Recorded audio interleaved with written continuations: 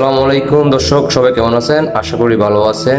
যে যেখান থেকে দেখতেছেন আপনাদের মতামত সম্পূর্ণ উন্মুক্ত বলে যাবেন আর ভিডিওটা সম্পূর্ণ দেখবেন শেষ পর্যন্ত।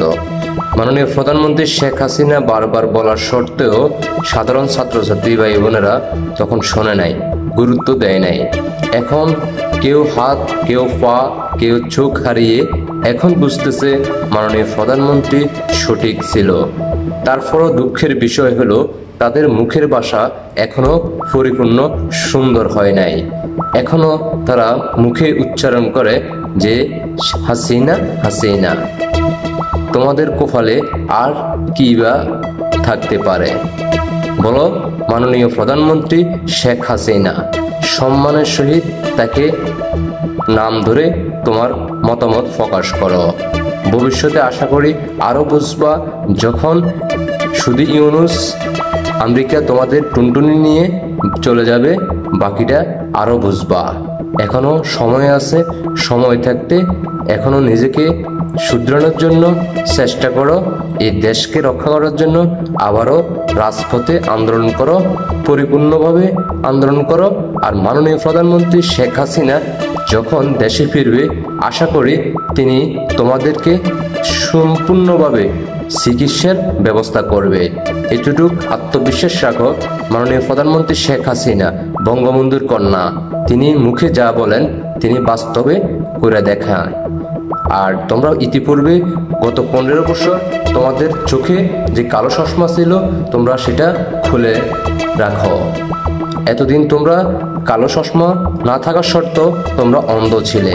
এখন সৃষ্টিকর্তা ঠিকই তোমাদের চোখ নিয়ে গেছে, কারণ তোমরা ষড়যন্ত্রকারী।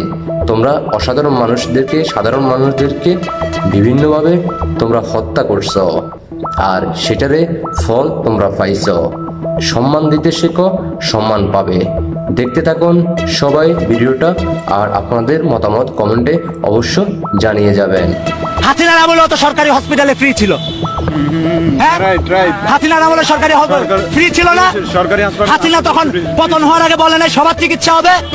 যারা আহত হয়েছে আপনারা প্রশ্ন করছেন 100 কোটি টাকা। আমি তার আগে প্রশ্ন করতে চাই, 100 কোটি টাকার আগে চিকিৎসা করেছিল? আপনি আমাকে প্রশ্নের উত্তর দেন ভাই। 100 কোটি টাকার যে আলাপ করছেন, হ্যাঁ, এখন পর্যন্ত ছেলেটার চোখ দিয়ে কেন পুষ বের হয়? ছেলে থেকে কেন 2500 টাকা দিয়ে ধার করে সে চিকিৎসার জন্য ঢাকায় আসতে হয়? তার ভাত কিনছে, প্রথমে চাল কিনছে। আমাকে ফোন দিয়ে বলতেছে ভাই আমার কাছে আর 5000 টাকা আছে, পরবর্তীতে কি হবে? আমি চিকিৎসাটা করাবো কিভাবে? ভাই আমি আমার যখন অপারেশনের টাকা শুনে আমি অপারেশন করি নাই ভাই, চলে আসছি হসপিটাল থেকে। ওই ছেলেগুলার কে খবর নিছে? কারা নিছে? হ্যাঁ, এখন আপনারা যে চেয়ারে বসে আছেন, যে চেয়ার ওন করতেছেন, এই ছেলেগুলোর চোখের বিনিময়ে হাজার মৃত্যুর মিছিলের রক্তের উপরে আপনারা এই চেয়ার ওন করছেন। পা চলে গেছে, ওই যে পায়ের বিনিময়ে আপনি চেয়ার ওন করছেন, হাতের বিনিময়ে চেয়ার ওন করছেন। আমি ডান চোখে, এরা কখনো, আমি আমারটা বাদ, এরা কখনো আর জীবনে চোখে দেখবে না। হ্যাঁ, এক চোখ চলে গেছে।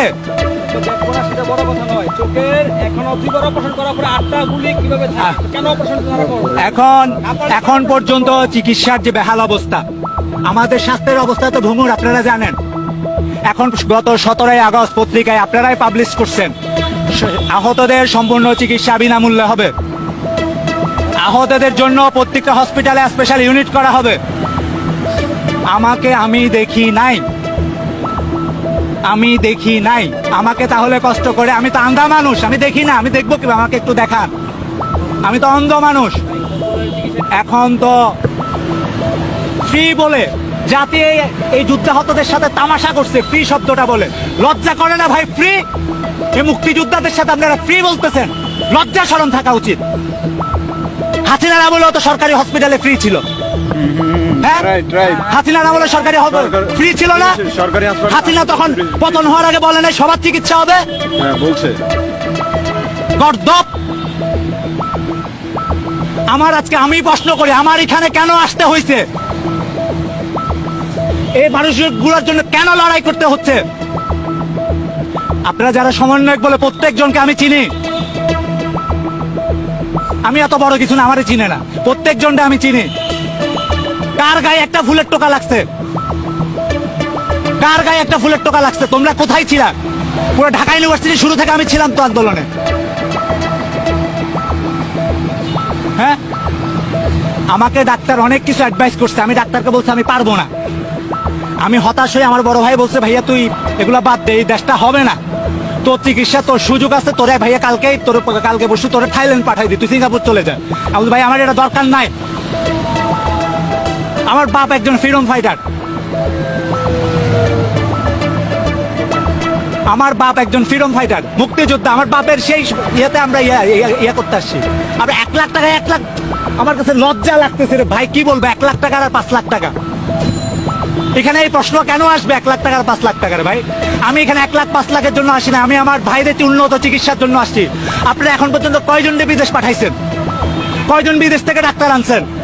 হাজার হাজার ছেলে গুলিবিদ্ধ, একটা এনআই দিয়ে হবে? 5 জন ডাক্তার দিয়ে হবে? ঠিক আছে, ওকে। আমাদের কর্মসূচির নাম হচ্ছে মির্জা ডক্টর ইউনূস। হ্যাঁ, আমরা ওনার সাথে দেখা না করে আমরা এখান থেকে সরব না। আপনাদের উদ্দেশ্যে দেশবাসীকে আমি লক্ষ আহতের। সবাই ভালো থাকবেন, আর ভালো লাগলে পাশে থাকার জন্য বেল আইকনটি ক্লিক করে যাবেন। আশা করি আপনারা ভালো থাকবেন আর দোয়া করবেন দেশের জন্য। আল্লাহ হাফেজ।